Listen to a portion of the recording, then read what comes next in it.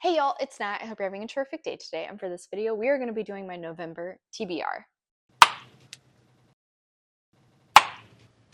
Alright, so before we get into anything bookish, make sure to hit like and subscribe down below, as well as tell me in the comments, are you participating in our D&D Readathon? Are you on the Rogues team? I hope you are. But also, let me know, what are your Halloween plans? Alright, so of course I am helping host the Dungeons and Book Dragons Readathon for November, meaning I do have slightly required TBR, but at the same time, the whole setup of the story means that we don't know what the prompts are going to be until we get started into the campaign. So I can't really prep up too much. We do also have our bonus point ability for our class, and seeing as how I'm a rogue, that means I need to try and read books that have either a morally gray main character or love interest, as well as books that have thieves, rebels, a heist, something along those lines. So I'm gonna try my best to keep that in mind when it comes to other reading commitments, reading obligations I have for the month. But I'm also just really hoping to focus on reading some fantasy books, because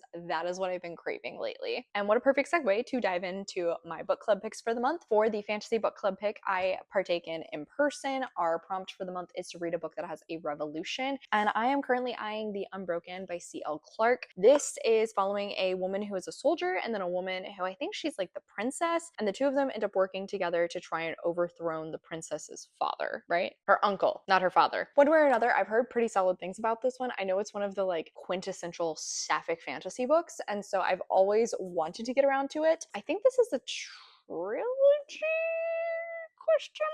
Well, I'm not finding anything in here that actually says that. One way or another, I'm going to be starting into another series, which I probably don't need to be doing, but still excited to officially start into this one. And again, it has a rebellion, meaning they're rebels. I also partake in a romance book club in person, and this month our prompt is to try and read a book with a military character. Going off of that one, I figured it would be easiest for me to find one in my historical romances, and I was right. So I'm going to read The Princess Stakes by Amelie Howard.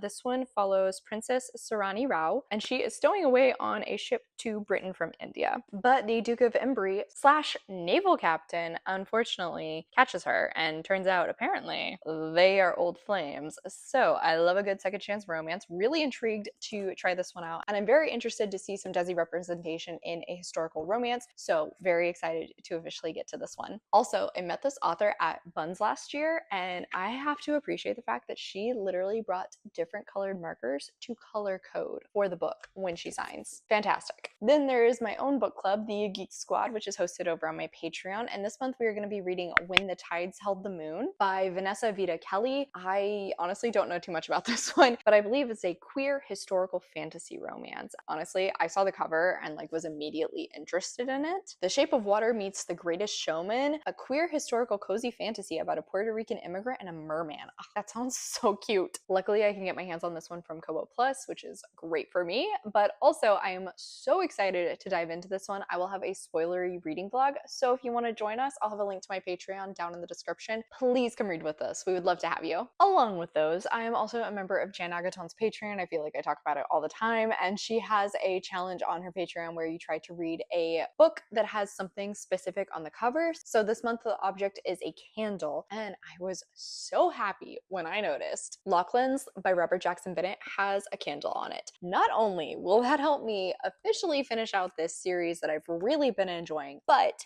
the author continuously keeps having these characters perform things that are very heist-like. And off of how the last one closed out, chances are there's definitely going to be some rebellion going on. So this will also work for the readathon, and I'm so excited. Really loved the first one. This is set in a world that's very Venetian inspired, and there's this magic system that's really reminiscent of like coding, and it's so interesting. The author utilizes it in so many clever ways, and by this point I have just grown to care about the characters so much, and I can't wait to see them again and see how he is going to close everything out here. Really excited to get to it. Along with those, I also have books that I honestly probably should have read by now, which basically means officially finishing out books that are on my 10 books for 2025 list. So starting at the top, I still need to read The Deal by Elle Kennedy. This was one picked for me by my friend Kat. I've never really had any interest in this hockey romances, it just isn't really like a buzzword for me personally, but this series has definitely made its rounds. I've seen so much hype for it, so I thought I would try it. I believe it's following like the classic good girl. I think she ends up tutoring the like bad boy hockey player and sparks fly. That's all I really know. Just the setup sounds a little cliche, but like it's a romance book. At the very least, I'm hoping it'll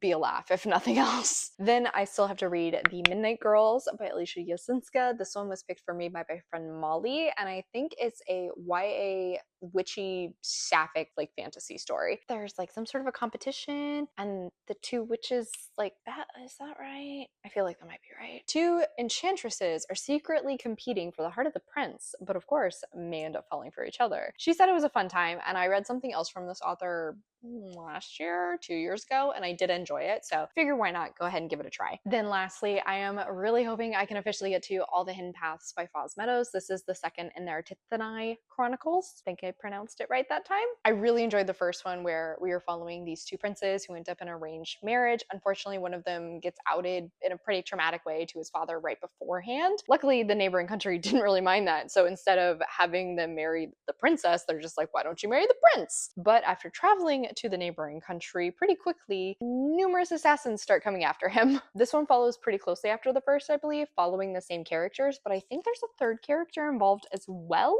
And I'm not really sure what's going to happen here, honestly, as far as the plot goes. I don't want to know too much going in. I'm just really hoping to see more of these two falling in love, becoming king husbands, and just becoming awesome rulers. I'm really excited to close it out. It's just on the chunkier side. And I already named 2 other pretty chunky books for this TBR. The number of books on this TBR may not be ambitious. Page count, different story. All right, and on that note, that is officially it for today, y'all. So thank you so much for coming to my channel. I really appreciate it. Make sure to hit like down below. If you made it all the way to the end of this video, let's leave. What the heck? Let's do a candle emoji. A candle emoji in the comments down below. I have links to all my socials as well as a few ways you can support me down in the description. I come out videos on Monday and Friday, but until then, I hope you continue to have a terrific day. Love you, bye!